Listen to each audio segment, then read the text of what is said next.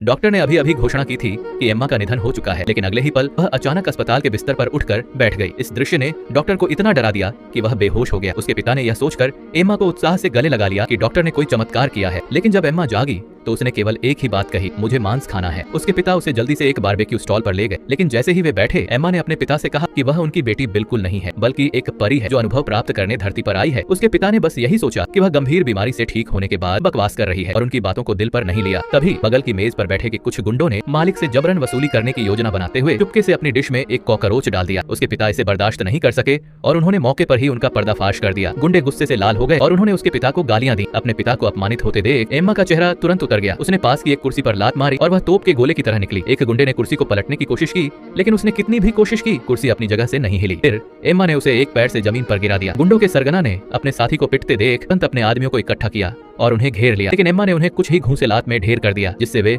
जमीन पर पसर गए। फिर उसने आसानी से उनमें से एक को पकड़ा और उसे लात मारकर उड़ा दिया। सभी ने देखा कि वह उड़ते हुए सीधे अपने घर वापस चला गया।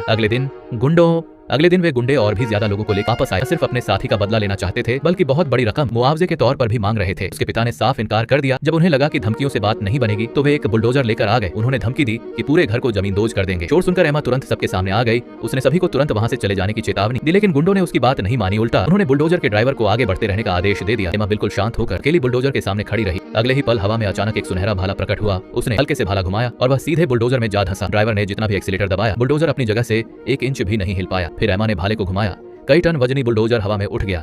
यह देखकर सभी गुंडे पूरी तरह दंग रह गए। इसके बाद एम्मा आसमान में उड़ गई। फिर ऊपर से नीचे उतरते हुए उसने एक भयानक शक्ति छोड़ी, जिससे वहां मौजूद सभी लोग एक ही पल में जमीन पर गिर पड़े। जैसे ही वह इन गुंडों को खत्म करने वाली थी,